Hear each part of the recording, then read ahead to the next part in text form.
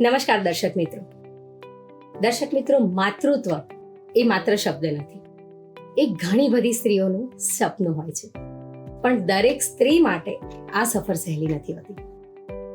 અને આજે આપણે એવા જ એક મહત્વના વિષય પર વાત કરવાના છે, જે IVF છે. IVF એટલે ઇન વિટ્રો ફર્ટિલાઇઝેશન. IVF એ ઘણી બધી ઇનફર્ટિલિટી ધરાવતી મહિલાઓ માટે એક નવી આશાની કિરણ લઈને આવી છે. તો IVF શું છે, એ કેવી રીતે થાય છે અને એમાં કેટલા અંશે સફળતા મેળવી શકીએ છીએ, આવા કેટલા બધા પ્રશ્નો તમારા મનમાં પણ થતા હશે. તો આ જ પ્રશ્નનું નિરાકરણ લાવવા આજે આપણે આવી પહોંચ્યા છે આણંદ શહેરના પ્રખ્યાત એવા ઉષા નર્સિંગ હોમ અને IVF સેન્ટરમાં.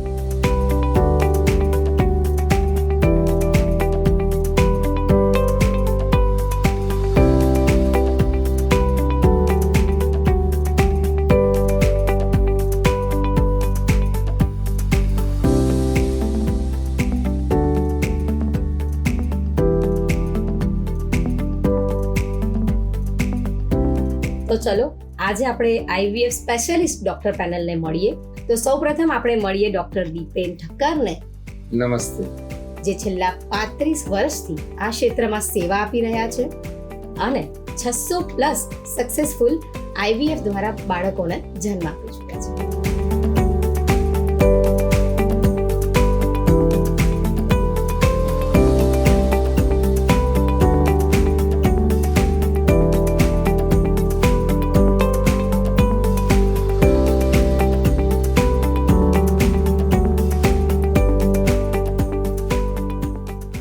તો ડૉક્ટર દીપેન ઠક્કર, સ્વાગત છે તમારું.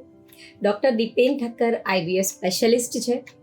આપણી સાથે બીજા ડૉક્ટર છે, જે ડૉક્ટર પલક ઠક્કર, જે IVF સ્પેશિયાલિસ્ટ છે અને ગાયનેકોલોજિસ્ટ છે. સાથે સાથે આપણી સાથે છે ડૉક્ટર ઝુબીન ઠક્કર, જે ગાયનેકોલોજિસ્ટ અને લેપ્રોસ્કોપિક સર્જન છે. તો પહેલો પ્રશ્ન છે મારો ડૉક્ટર દીપેન ઠક્કર સાથે. તો દીપેન સર, ઇનફર્ટિલિટીની વ્યાખ્યા શું છે? નમસ્કાર, થેન્ક યુ પૂર્વીબેન. સૌપ્રથમ તો હું GTPLના બધા દર્શકોને અમારા ઉષા નર્સિંગ હોમ અને ઉષા IVF સેન્ટર તરફથી સ્વાગત કરું છું. ઇનફર્ટિલિટી અથવા વંધ્યત્વ એ વ્યાખ્યા પ્રમાણે આપણે જોઈએ તો જ્યારે કોઈ પણ દંપતી હસબન્ડ અને વાઈફ એ નક્કી કરે છે કે અમારે હવે પ્રેગ્નન્સી પ્લાન કરવી છે અને ત્યારથી સતત 1 વર્ષ સુધી કોઈ પણ જાતનું ગર્ભ નિરોધક સાધન વાપર્યા વગર સતત પ્રયાસ કરે છે અને છતાં પણ એને પ્રેગ્નન્સી નથી રહેતી, તો એને ઇનફર્ટિલિટી અથવા સબફર્ટિલિટી કહેવામાં આવે છે. હવે આ વ્યાખ્યા છે ને એ ઉંમર આધારિત છે. જ્યારે કોઈ પણ સ્ત્રીની ઉંમર વધારે છે, કારણ કે આજના જમાનામાં આપણે જોઈએ છે કે મેરેજ થોડા લેટ થાય છે, તો એમાં જ્યારે સ્ત્રીની ઉંમર 33 અથવા 35થી વધારે હોય ત્યારે એ સમયગાળો 6 મહિના ગણવામાં આવે છે. એટલે જો યંગ કપલ હોય તો 1 વર્ષ અને મોટી ઉંમર હોય એસ્પેશિયલી સ્ત્રીની તો 33 to 35 યર્સ ને એમાં 6 મહિના. અને એ પણ એમને પ્રેગ્નન્સી ના રહે તો ડૉક્ટરની સલાહ લેવી જરૂરી છે. તો જેમ દીપેન સરે કહ્યું એમ કે 6 થી 1 વર્ષનો ગાળો તમારો વીતી ગયો હોય ટ્રાય કરતા તો તમારે ડૉક્ટરનો કન્સલ્ટ કરવો જોઈએ. બીજો સવાલ મારો છે ડૉક્ટર પલકને. ડૉક્ટર પલક, ઇનફર્ટિલિટી માટે સ્ત્રીઓમાં મુખ્ય કારણ શું છે અને અત્યારે આ કેસ કેમ વધી રહ્યા છે? અગર આપણે ઇનફર્ટિલિટીના કોઝિસ જેમ જોઈએ તો female infertility around 40 to 50% causes because of female infertility હોય છે. તો અગર આપણે કોઈ બી સ્ત્રીનો અગર આપણે ફિમેલનો રિપ્રોડક્ટિવ સિસ્ટમ જેમ જોઈએ એમાં 2 અંડાશય હોય, 2 ટ્યુબ્સ હોય અને એક ગર્ભાશયની કોથળી હોય અને નીચે યોનિનો માર્ગ હોય. તો અગર આ બધા પાર્ટ્સમાં બી અગર કોઈમાં બી એકમાં પ્રોબ્લેમ થાય તો ફિમેલ ઇન્ફર્ટિલિટી થઈ શકે છે. જેમ કે ફોર એક્ઝામ્પલ, અગર ઓવરીઝમાં ઈંડાશયની માત્રા ઓછી થઈ ગઈ છે, જેમ કે ઉંમર સાથે, જેમ સરે એક્સપ્લેન કર્યું કે 35 કરતાં વધારે અંડાશયની ક્વોલિટી અને ક્વોન્ટિટી બંને અફેક્ટ થાય છે. તો તમારા ઈંડાશય અને જેમ ક્વોલિટી અગર ક્વોન્ટિટી અગર ઓછી થાય છે તો તમારા સાથે ઇનફર્ટિલિટીના ચાન્સીસ વધી શકે છે. બીજું છે કે અગર ટ્યુબ અગર તમારી બ્લોક થઈ જાય છે બીકોઝ ઓફ એની રીઝન્સ, જેમ કે કોઈ ઇન્ફેક્શન છે યા બીકોઝ કન્જેનાઇટલ યા કોઈ બી રીઝન માટે અગર તમારી ટ્યુબ્સ બ્લોક હોય છે તો બી તમારી ઇન્ફર્ટિલિટી કોઝ થઈ શકે છે. ત્રીજો છે કે અગર યુટ્રસમાં કોઈ પ્રોબ્લેમ્સ હોય, જેમ કે યુટ્રસની લાઇનિંગ પાતળી થઈ જાય, યા જન્મજાતથી યુટ્રસમાં તમારો કોઈ પડદો હોય છે, યા આકાર અલગ હોય છે, યા કોઈ અંદર ગઠાણ થઈ જાય છે, તો એના લીધે બી તમારે ઇન્ફર્ટિલિટીના ચાન્સીસ વધી જાય છે. આ બધા રિલેટેડ ટુ યુટ્રસ અને એના રિપ્રોડક્ટિવ સિસ્ટમના પાર્ટના રિલેટેડ કોઝિસ છે. જનરલ છે, જેમ એજ અગર 35 કરતાં વધારે એજ છે તો ખોડ ખાપણ હોવાની શક્યતા, જેના કારણે મિસકેરેજ અને ઇન્ફર્ટિલિટીની શક્યતા વધી જાય છે. બીજું છે ઓબેસિટી, જેના રિલેટેડ ઓવેરિયનમાં PCOSના ચાન્સીસ ને એવું બધું વધી જાય છે. તો આ બધા એક જનરલ કોઝ અને આ રિપ્રોડક્ટિવ સિસ્ટમ રિલેટેડ કોઝિસ છે. અને બિકોઝ કેસીસ વધી રહેવાનું રીઝન્સ છે કે બિકોઝ હવે ધીસ જનરેશન ઇઝ કે કરિયર ઓરિએન્ટેડ થઈ રહી છે, તો એમને એવું છે કે delayed age of marriage, delayed age of planning, કે બાળક પ્લાન કરવામાં એ લેટ પ્લાન સ્ટાર્ટિંગ લેટ ચાલુ કરે છે. પછી લાઇફસ્ટાઇલ અગર જોવા જઈએ, પ્લસ ફૂડ, ડાયટ, એ બધું બધા ફેક્ટર્સ બી અફેક્ટ કરે છે. તમારો નેક્સ્ટ ક્વેશ્ચન છે દીપેન સરને, ઇન્ફર્ટિલિટી માટે પુરુષ જવાબદાર હોઈ શકે? તમને જાણીને આશ્ચર્ય થશે કે 30 થી 40% કેસોમાં પુરુષનું ફેક્ટર એટલે સ્પર્મ કાઉન્ટ અને મોટિલિટી એ જવાબદાર છે. અને એનું મૂળ કારણ જેમ ડૉક્ટર પલકે કીધું એવું અત્યારે એવું છે કે લાઇફસ્ટાઇલ મોડિફિકેશન તમે જોશો તો ઓબેસિટીનું પ્રમાણ આપણા દેશમાં બહુ ઝડપથી વધી રહ્યું છે. હેબિટ્સ એસ્પેશિયલી તમાકુ અને તમાકુના પ્રોડક્ટ્સ, સ્મોકિંગ, આલ્કોહોલિઝમ સર્ટન લેવલથી, અને સ્ટ્રેસ. જ્યારે આપણે જોઈએ તો એક્સરસાઇઝનો બિલકુલ અભાવ, અને બધાનું જીવન બહુ ઝડપભેર અને કોઈની પાસે ટાઈમ નથી. અને બીજા અમુક કારણો એવા પણ હોય છે કે સતત ઇન્ટરનેટ વાપરવાથી પણ એવું જોવામાં આવેલું છે કે મોર દેન લાઈક 4 hours 5 years કન્ટિન્યુઅસલી બી કોઈ સર્ફ કરે તો પણ એવું જાણવામાં આવેલું સામે કામ કરવાથી પણ એના કિરણો જે છે, કિરણો જેવું નહીં પણ એનું સાયકોલોજીકલ ઇમ્પેક્ટ આવે છે. પછી જે આપણે જોઈએ તો લેટ નાઇટ સુધી જાગવું, પૂરતો સ્લીપનું રિધમ ડિસ્ટર્બ થવું, આ બધા કારણોને લીધે શુક્રાણુની સંખ્યા અને મોટિલિટી એ બંને ઘટવાથી ઇન્ફર્ટિલિટી પેદા થાય છે. હા, અમુક કારણોમાં જે હોય છે કે ભાઈ જેને જન્મથી જ ટેસ્ટિસી સાઇઝ નાની છે અને જન્મથી જ પ્રોડક્શન ઓછું છે, પણ એવો વર્ગ બહુ જ ઓછો છે, ફક્ત 5% 7% જ છે. મોટા ભાગના કારણો એક્વાયર્ડ એટલે લાઇફસ્ટાઇલ મોડિફિકેશનના વધારે છે. ઓકે, તો ડોક્ટર પલક, અનએક્સપ્લેન ઇન્ફર્ટિલિટી શું છે? એટલે પૂજીબેન, તમે કદાચ સાંભળ્યું હશે કે લોકો તમને એવું કહેતા હોય કે મેં બેસિક જે ઇન્વેસ્ટિગેશન્સ બધા થતા હોય, જે બધા રૂટીન ચેકઅપ કરાયું ને બધું નોર્મલ છે, હસબન્ડનું બી બધા રિપોર્ટ્સ નોર્મલ છે, તો બી અમારે બાળક રોકાતું નથી, એવું કદાચ તમે બહુ સાંભળ્યું હશે.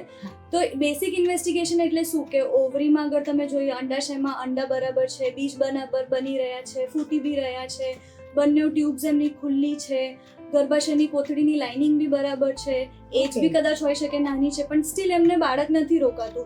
સ્પર્મ રિપોર્ટ અગર આપણે સીમેન એનાલિસિસ કરાયો છે એ બી નોર્મલ છે, સ્ટીલ એમને નથી બાળક રોકાતા. તો આ બધાને આપણે અનએક્સપ્લેન ઇન્ફર્ટિલિટી કહેતા હોઈએ છીએ. ઓકે, તો નેક્સ્ટ ક્વેશ્ચન મારો છે ડોક્ટર ઝુબીન ઠક્કરને. ડોક્ટર, શું દરેક નિસંતાન દંપતીને IVF ની જરૂર પડી શકે છે? આ બહુ તમારો ઇમ્પોર્ટન્ટ ક્વેશ્ચન છે જે ઘણા બધા કપલ્સ અમને દરરોજ દરમિયાન ઓપીડીમાં પૂછતા હોય છે.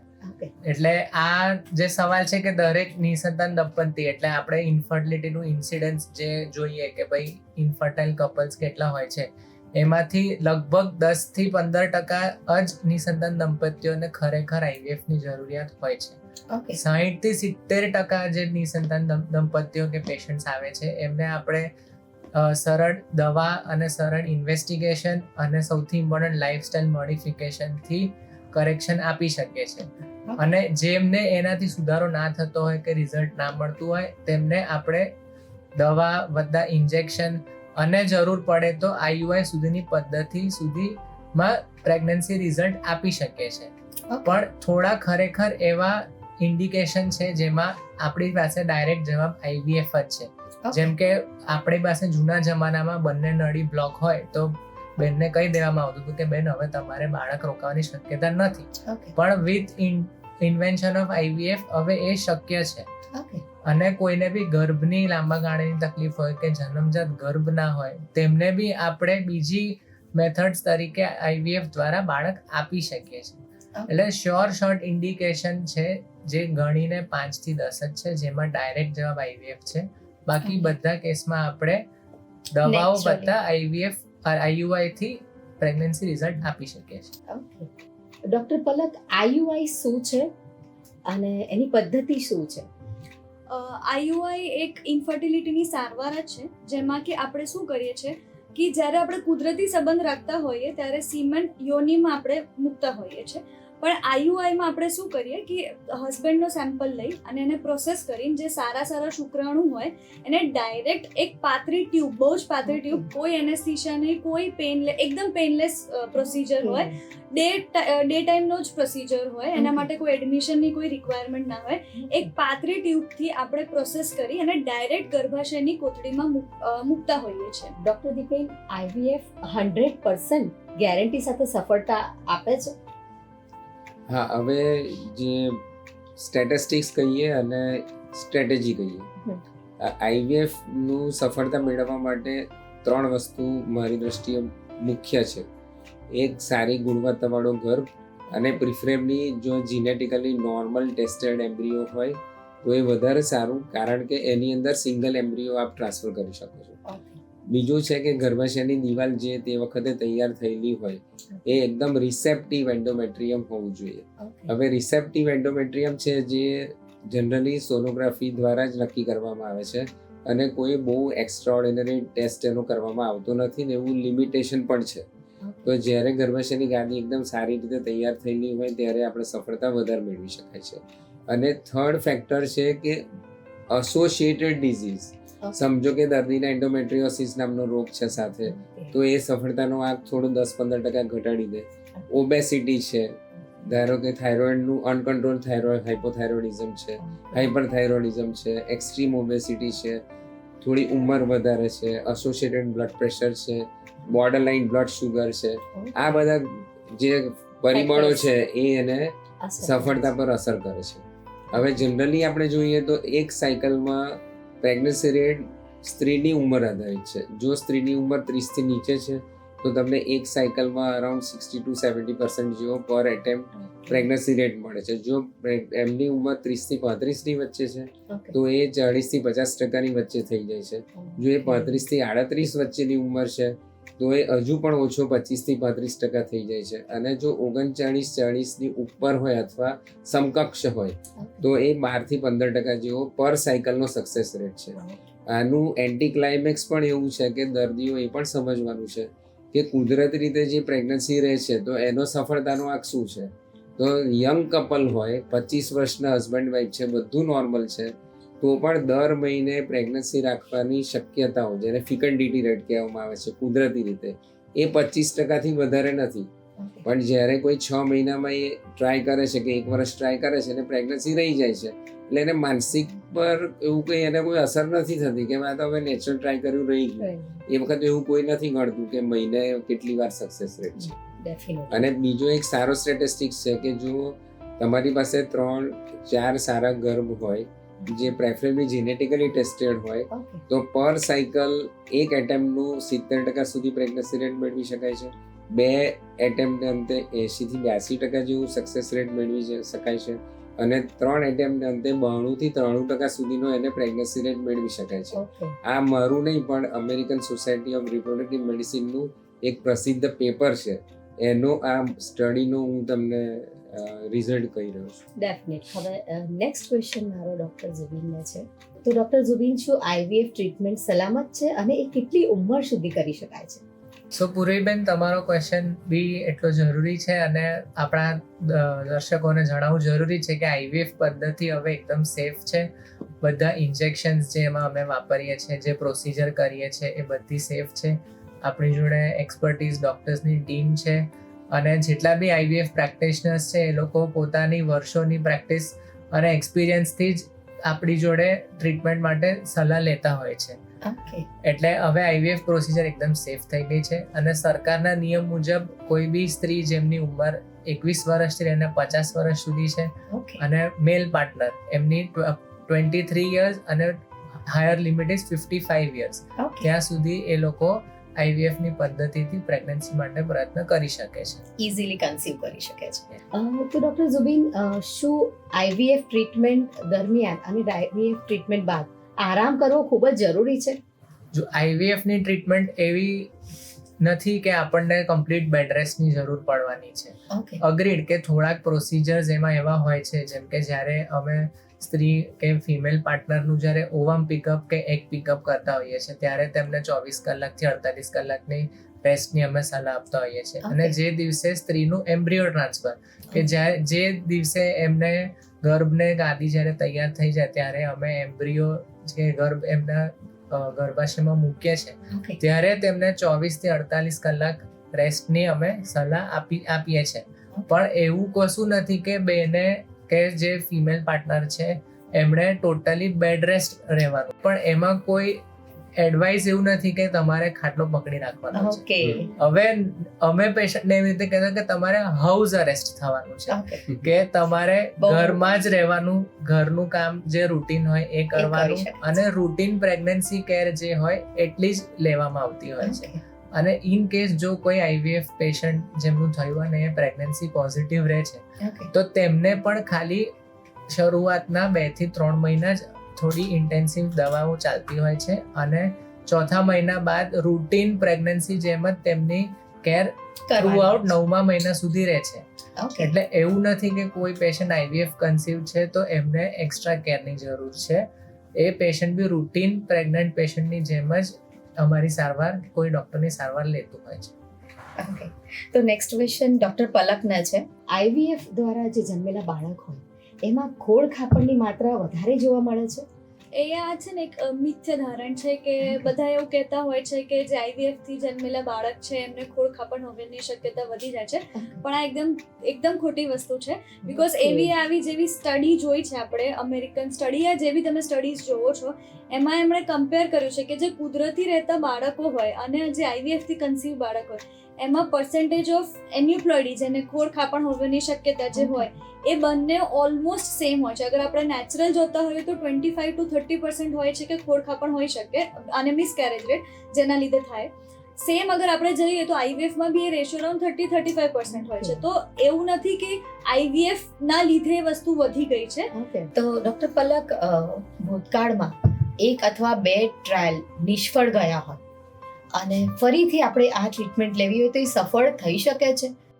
જે તમે ક્વેશ્ચન પૂછો છો એ અમારી ટર્મિનોલોજીમાં મેં કહેતા હોય છે રિકરન્ટ ઇમ્પ્લાન્ટેશન ફેલિયર. ઓકે. એટલે કે બાળક ક્યાં તો ચોટ્યું નથી અને ચોટ્યું હોય તો એ રિકરન્ટ પ્રેગ્નન્સી લોસ કે એને અધૂરા મહિના લાઈક 6 વીક્સ પર કેવી રીતે અબોર્શન થઈ ગયું અને એ કરે. તો એમાં એવું છે કે જ્યારે બી અગર ગર્ભાશયની, અગર માનીને ચાલો કે ગર્ભાશયની લાઇનિંગ એટલે જે દીવાલ છે અગર એ નોર્મલ હોય છે તો 2 રીઝન હોઈ શકે કે કેમ નિષ્ફળ ગયો હશે. એક કે બાળકનું અંદર રંગસૂત્ર જ ખરાબ હોય. તો આપણે એમાં શું કરી શકીએ છીએ કે જેમ PGT, જે મેં કીધું બાયોપ્સી, જે બાયોપ્સીને અમારી ભાષામાં પ્રી જેનેટિક ટેસ્ટિંગ, એટલે કે આપણે બાળકનું રંગસૂત્રનો તપાસ કરીને જે યુપ્લોઇડ, જે સારો રંગસૂત્રવાળો બાળક હોય એને મૂકી શકીએ છીએ. તો આપણે એક વસ્તુ તો આ થઈ, એક આ જેનેટિક કોઝ થયો. બીજું હોય ઇમ્યુનોલોજીકલ, જેમ મેં તમને પહેલા કીધું હતું કે બાળક ગર્ભ અને ગર્ભાશયની અંદર માતાના દીવાના અંદર વચ્ચે ક્રોસટોક થતું હોય છે. એ ક્રોસટોક જ્યારે થાય ને તો સર્ટેન કેમિકલ્સ ને બધું રિલીઝ થતું હોય છે. તો એ રિલીઝમાં કઈ વસ્તુનું પ્રમાણ બહુ જ અગર વધી જાય માતાના શરીરમાં તો એ વસ્તુ એ ચીજને એક્સેપ્ટ ના કરે. તો આપણે કઈ પ્રમાણમાં કયો કેમિકલ એટલો બધો વધી જાય છે શરીરમાં જેનાથી આ બધું રિજેક્શન થયું છે, એના સર્ટેન બધા ટેસ્ટ આવતા હતા. પણ આ બધા ટેસ્ટ આ એકદમ બધા રૂટીન IVFમાં ના થતા હોય. આ જેને આવું રિકરન્ટ ઇમ્પ્લાન્ટેશન કે રિકરન્ટ પ્રેગ્નન્સી લોસ થતું હોય એમાં જ આ બધું કરીને આપણે થોડુંક આગળ વધી શકીએ છીએ. ગર્ભાશયના રોગો જેમ કે ફાઇબ્રોઇડ્સ, એડિનોમાયોસિસ અને ચોકલેટ ટ્વિસ્ટ આ હોય તો પણ IVF દ્વારા બાળક જન્મ આપી શકાય છે? યસ. તો જેમ કે આપણે આગળ બી વાત કરી કે ઘણા કેસીસમાં એવું હોય કે જેમ કે મેડમે આગળ કીધું કે જ્યારે ગર્ભાશયમાં કોઈ તકલીફ હોય છે તો આપણે ગર્ભાશયના રોગ જે જોઈએ છે જેમ કે કોમન રોગમાં ફાઇબ્રોઇડ હોય છે, એન્ડોમેટ્રિયોસિસ અને એડિનોમાયોસિસ. હવે આ ત્રણેય રોગ એવા છે જે રિપ્રોડક્ટિવ એજ કે જે 25 વર્ષથી લઈને 45 કે 50 વર્ષ સુધીના સ્ત્રીઓમાં જોવા મળે છે. હવે ફાઇબ્રોઇડ્સ હોય છે એમાં આપણી જોડે 2 થી 3 જાતની વેરાયટી હોય છે કે જે ગર્ભની અંદર બાજુ આવે, જે ગર્ભના સ્નાયુમાં હોય અને જે ગર્ભના સ્નાયુની બહાર વધતું હોય. ઓકે તો જે ગર્ભમાં જે 100% જે હાર્મ કરે છે કે જ્યાં આપણે ગર્ભ મૂકવાનું છે એ જગ્યાએ આપણને એ નડતું હોય તો આપણે એની ટ્રીટમેન્ટ કરીને ત્યાં સક્સેસફુલી પ્રેગ્નન્સી આપી શકીએ છીએ. ઓકે એટલે અને જે સ્નાયુના ફાઇબ્રોઇડ હોય એની બી એક કટ ઓફ સાઇઝ છે ગાઈડલાઈન પ્રમાણે કે જે 2 થી વધુ હોય તો 2.5 સેન્ટીમીટર અને સિંગલ ફાઇબ્રોઇડ હોય તો up to 3.5 centimetre based on location. બીજો રોગ જે કોમન છે જેને કહેવાય એડિનોમાયોસિસ કે જે ગર્ભાશયના જે સ્નાયુ છે એનું ફૂલાવો કે જે આપણે રૂટીન ભાષામાં કહીએ કોથળીનો સોજો આવી ગયો છે જેના લીધે માસિક વધાર આવે કે બહેનને માસિક વખતે દુખાવો થાય. તો એ દરમિયાન આપણે ટ્રીટમેન્ટમાં એમને લાંબા ગાળા પર ઇન્જેક્શન અને દવાથી એ સોજો ઘટાડી શકાય છે અને તેમાં IVF દ્વારા પ્રેગ્નન્સી આપણે સક્સેસફુલી અચીવ કરી શકીએ છીએ. ઓકે અને ત્રીજું જે તમે કીધું ચોકલેટ સિસ્ટ, હવે ચોકલેટ સિસ્ટ મેઇન રોગ છે જેનું નામ કહેવાય એન્ડોમેટ્રિયોસિસ. જ્યારે ગર્ભાશયના જે માસિકની લાઇનિંગ હોય તે બધું બ્લડ બીજી જગ્યાએ જેમ કે ઓવરી કે અંડાશય પર કે પેરિટોનિયમ જે પાછળ કવરિંગ હોય છે આપણા આખા ગર્ભાશયનું તે જગ્યાએ જઈને ડિપોઝિટ થાય છે અને દર માસિક વખતે એ બી જેવું માસિકની લાઇનિંગ હોય એવું રિએક્ટ કરે છે એવી જે ગાંઠ બની જતી હોય. હા યસ. એટલે એના ગ્રેડિંગ પ્રમાણે અને એની સચેત સારવાર અને મેઇન એમાં ઇન્ડિકેશન છે લેપ્રોસ્કોપિક સર્જરીનું ઓકે જે આપણે ત્યાં એડવાન્સ સેન્ટર અને એડવાન્સ ટ્રેનિંગ સાથે એની સક્સેસફુલ સર્જરી સાથે વધતા IVF પદ્ધતિ દ્વારા એમને સારું રિઝલ્ટ આપી શકીએ છીએ. એટલે ગુડ ક્લિયરન્સ ઓફ ડિઝીઝ અને good fertility treatment can give a successful pregnancy for any patient. તો દર્શક મિત્રો, આ જે IVF પદ્ધતિ છે એ માતા માટે જેટલી સલામત હોય છે એટલી જ આવનાર બાળક માટે પણ એટલી જ સલામત છે. હવે નેક્સ્ટ ક્વેશ્ચન આપણે દીપેન સરને કરીએ.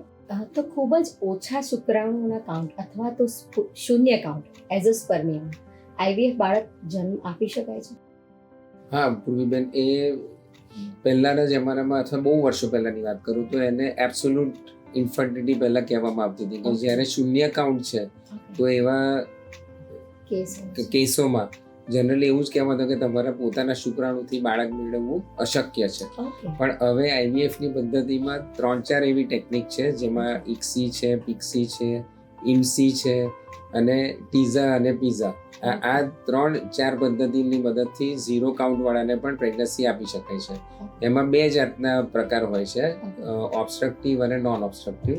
તો એનું આગળ તપાસ મુજબ એની સારવાર થઈ શકે છે અને શૂન્ય કાઉન્ટમાંથી પણ જ્યારે ટેસ્ટિસમાંથી ડાયરેક્ટલી સ્પર્મ મેળવવામાં આવે તો 60% કેસમાં આપણે શુક્રાણુ મેળવી શકાય છે અને તેનાથી તંદુરસ્ત બાળકનો જન્મ આપી શકાય છે.